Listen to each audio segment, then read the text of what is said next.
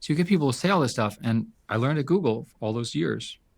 Somebody says something, I check it on Google. And you then have a question.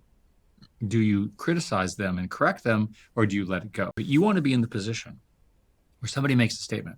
Like, did you know that only 10% of Americans have passports, which is a widely viewed but false statement? It's actually higher than that, although it's never high enough, in my view, in America. But that's an example of an assertion that you can just say, is that true? There's a long meme of American politicians where the Congress is basically full of criminals.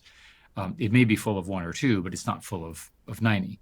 But again, people believe this stuff because it sounds plausible. So if somebody says something plausible, just check it. You have a responsibility before you repeat something to make sure what you're repeating is true. And if you can't distinguish between true and false, I suggest you keep your mouth shut, right?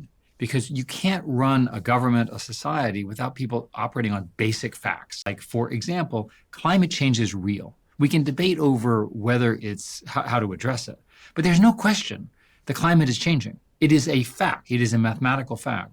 And how do I know this? And somebody will say, well, how do you know?